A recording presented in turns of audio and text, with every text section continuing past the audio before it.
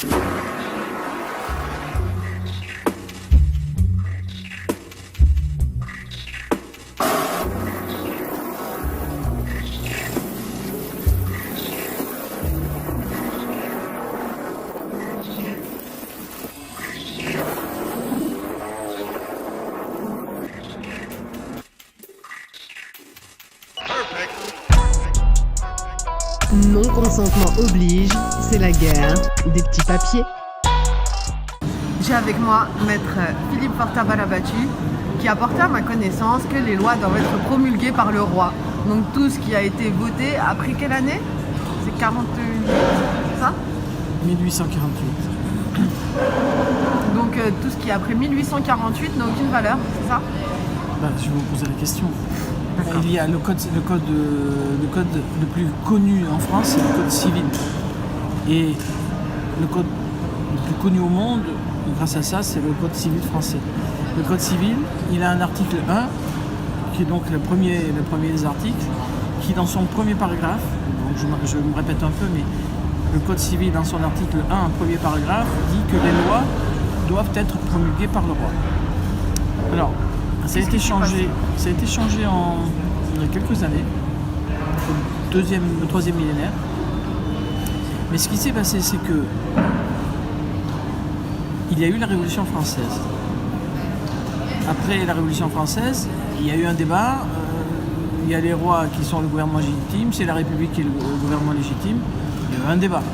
Ce qui s'est passé, c'est que Bonaparte, qui est l'héritier de la Révolution, du directoire, du consulat, de l'Empire, a transmis officiellement tous ses pouvoirs à Louis XVIII.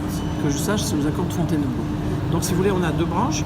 Les royalistes disent la royauté c'est le régime légitime, et les républicains disent non, mais au final, Louis XVIII n'a pas été contesté. Donc, ce qui s'est passé, c'est que Bonaparte avait fait une rédaction du Code civil qui était les lois sont promulguées par l'empereur. Et Louis XVIII, qui a récupéré tous les pouvoirs, je dirais de Bonaparte, donc de la Révolution de la République et de Bruxelles, etc., Louis XVIII a changé le texte. Et donc, depuis 1815, de mémoire, la rédaction du Code civil, c'était les lois sont promulguées par le roi. Alors, au début, ça avait l'air d'être un gag, mais c'est un professeur de droit qui s'appelle le professeur Mainviel, qui, lors d'un colloque qui a été organisé par l'Association de défense des justiciables, a dit « mais allez, me chercher un Code civil ». Et on a regardé le Code civil. Il nous a dit « regardez, les lois sont promulguées par le roi ». Alors, les avocats s'en sont servis et ont dit à des juges, mais monsieur le juge, regardez, les lois ne sont pas applicables puisqu'elles ne sont pas promulguées par le roi. Et le juge, c'était le conseiller Larquet de la Cour d'appel de Pau, il a dit oui, mais j'ai regardé, mais effectivement, il y a quelque chose qui contre votre argument, c'est que la Constitution nous dit que c'est le président de la République qui promulgue les lois, c'est l'article 9. Donc on a mis toute une équipe de juristes à chercher et on s'est dit, on va aller voir le fond du problème. Le fond du problème, c'est quoi? Alors on nous dit, c'est la Constitution qui dit que, mais d'où vient-elle cette Constitution? Et là, ça devient intéressant. La Constitution de 1958, elle vient d'un référendum. Mais après, une fois qu'elle a été votée, il fallait qu'elle soit promulguée. Alors cette loi a été promulguée après, en 1958, donc, et ça donnait la Ve République. Mais elle a été promulguée par le président de la République, donc René Coty. Alors on s'est posé la question, est-ce que le président de la République, en 1958, avant que De Gaulle soit président, avait le droit de promulguer? Nouvelle recherche, et on a regardé, on a trouvé que, oui, il tenait ses pouvoirs en vertu de la Constitution de 1946. Alors on s'est posé la question, qu'est-ce que c'est que cette Constitution de 1946? Et là, les gens ont découvert quelque chose, c'est que cette Constitution de 1946, alors écoutez bien, on est en pleine actualité. C'est exactement ce qui s'est passé en Catalogne, à Barcelone, enfin en Catalogne. Alors, je ne vais pas prendre parti pour ou contre ce qui se passe en Catalogne, mais l'État espagnol a dit que le référendum organisé par un pouvoir légal, le pouvoir de la Generalitat de Catalunya, ce référendum, bien qu'autorisé par les pouvoirs légaux, bien qu'ayant une majorité, était un référendum qui était nul. Pourquoi? Alors, parce que l'autorité qui avait fait le texte du référendum n'avait pas le droit de faire ce texte de référendum. Alors, quand on regarde ce qui s'est passé en 1946, on se dit mais c'est vrai que le référendum de 1946, pour la première fois les femmes ont pu voter, mais il y a un gros problème, c'est que qui a voté cette constitution, le texte eh bien, c'est le Parlement, d'accord. Mais une fois que cette loi référendaire, c'est une loi référendaire qui contient le texte qui est soumis au référendum, et c'est là qu'il y a la clé. Ce texte du référendum de 1946, il a été promulgué par un certain Charles de Gaulle. Alors on dirait, mais il n'y a pas de problème, président de la République. Non. Charles de Gaulle, il est président de la République en 1958. Mais en 1946-45, quand il y a la prétendue promulgation, il n'est pas président de la République. Alors, il y a plusieurs questions qui se posent. Il est quoi? Eh bien, il est rien. Et donc il fait la constitution de 46 sans être rien. Alors il fait faire soumettre un texte, il le fait voter par une assemblée, mais il le promulgue lui, Charles de Gaulle. Or, en son nom personnel. Alors en tant que président du gouvernement provisoire de la République française. D'accord. Mais les professeurs de droit, et là je m'adresse aux juristes, les professeurs de droit Boulouis et Pacté, dans leur traité de droit, deux professeurs différents, disent en 1945, c'est en novembre 1945, le 2 novembre 1945, comme prévoit la Constitution de 1946, il y a deux gouvernements de fait, F-A-I-T. Donc un gouvernement de fait, c'est pas un gouvernement de droit. Et donc ils disent il y a deux gouvernements de fait, le gouvernement de Pétain et le gouvernement de De Gaulle. Alors, pour les juristes, comme en 1940, il y a eu les événements qui se sont passés, il y avait quand même un président de la République qui s'appelait Albert Lebrun, qui était président de la Troisième République. Alors, à supposer que ce ne fut pas le roi, sur le problème de la personne qui a pu promulguer la Constitution, le texte référendaire, avant le référendum et le texte, eh bien, ça ne pouvait pas être Charles de Gaulle, puisqu'il est défini comme un gouvernement de fait. Alors, ça aurait pu être éventuellement Albert Lebrun, président de la Troisième République, qui n'est pas aboli, et ça ne peut pas être Philippe Pétain qui est donné comme un gouvernement de fait par les professeurs de droit. Donc, c'est un gouvernement de fait qui a promulgué le texte de la Constitution de 1946. À partir du moment, le texte du référendum, je vais expliquer, il a été voté, mais ensuite, la promulgation n'a pas été faite. Alors, que vaut, d'après les professeurs de droit, la signature de Charles de Gaulle, président du gouvernement provisoire de la République française,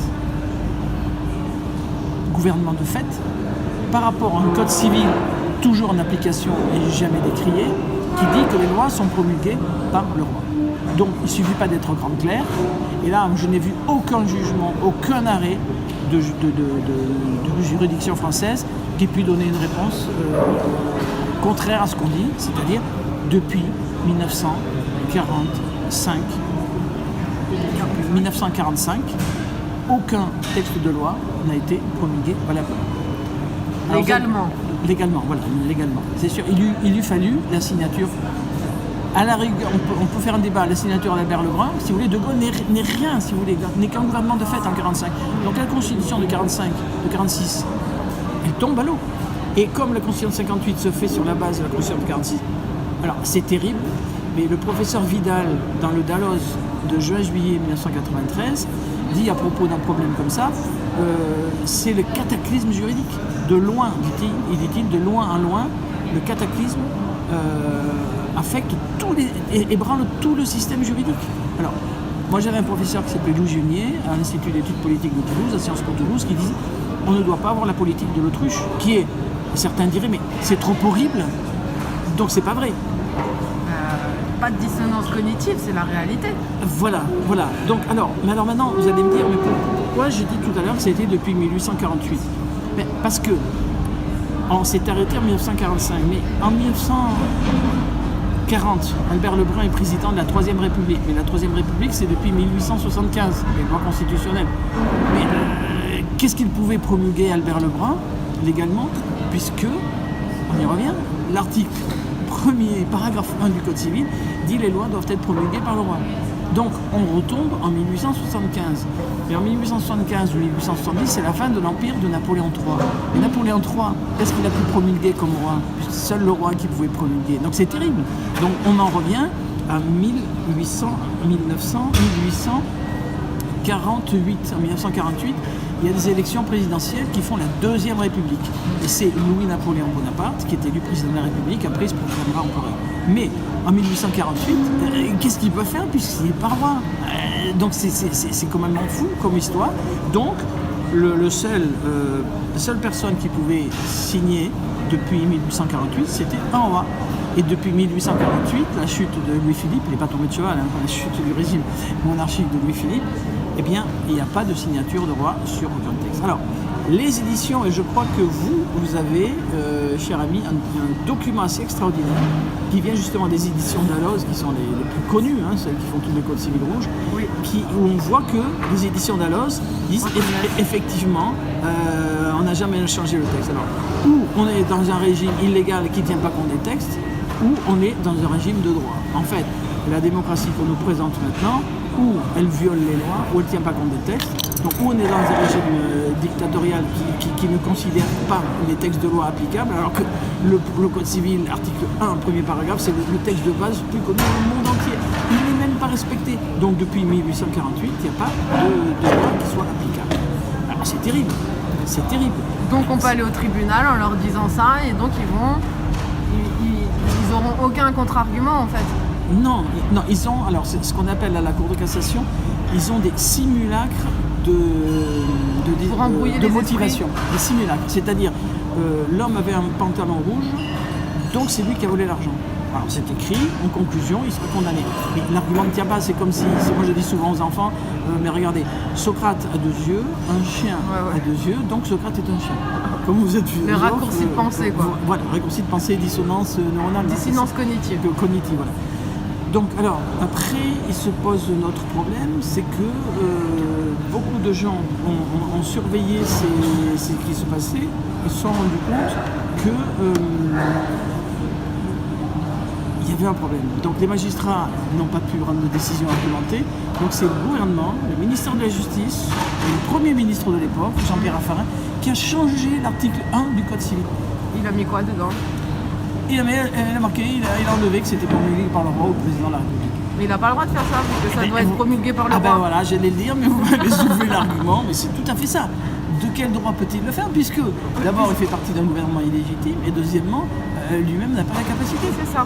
Ou lui, ou qui c'était dans la référence, c'était Sarkozy, ou je sais plus, voilà. Non mais bref, en fait, là, tout ce qui sort, là, toutes leurs fausses lois, là, tout, c'est bon à mettre à la poubelle. Mais c'est terrible, mais c'est comme ça. Donc c'est pour ça, emportez-vous au Dalloz, SIRE, SIREY, de juin-juillet ou septembre 1993. Vous avez un article du professeur Vidal de la faculté de Montpellier qui dit « De loin en loin, le cataclysme affecte tout l'édifice juridique ». D'accord. Bon, je te remercie infiniment pour cette petite interview. Et puis les lois doivent être promulguées par le roi. Voilà. Il faut que ça se sache. Voilà, moi j'ai offert une caisse de boisson, une caisse de chocolat, celui qui pourra trouver une démonstration valable, mais personne n'a réussi. Et les magistrats, alors ce qui est intéressant, c'est un clin d'œil que je donne, c'est que les magistrats qui sont très embarrassés, certains qui ne veulent pas répondre, eh bien, ils nous donnent raison. Et il y a une jurisprudence du coup. Ah ouais, alors là c'était sur une question publication, promulgation. La cour d'appel m'avait libéré un gars. Alors j'espère pas être trop long, mais c'est un gars qui était en prison, donc il était à la chambre d'accusation, ça s'appelait à l'époque chambre d'instruction maintenant. Et puis nous on va à l'endroit où on se réunissait d'habitude et pour dire bon on ne sait pas s'il pourra sortir, machin, etc. Et puis on voit arriver le gars. Je lui ai dit, mais qu'est-ce que vous faites? Et ils m'ont libéré. Et moi j'avais invoqué ce problème de publication, de promulgation. Et la juge, au lieu de répondre à mon argument, a répondu correctement, a répondu n'importe quoi, mais a libéré le gars. On n'allait pas faire un pouvoir en cassation. Donc ça nous a fait gagner. Voilà. Ouais, parce que sinon ça aurait fait une jurisprudence. Voilà, bonne analyse. Voilà, bonne analyse. Okay, voilà, mais suite au prochain numéro, j'en ai d'autres comme ça. Merci beaucoup. Merci, au revoir. Au revoir. Voilà, je te remercie infiniment pour ton attention et si tu as trouvé cette vidéo pertinente, n'hésite pas à liker et partager au plus grand nombre parce que tout n'est que contrat écrit sur des petits papiers. Alors, non-consentement oblige, c'est la guerre des petits papiers.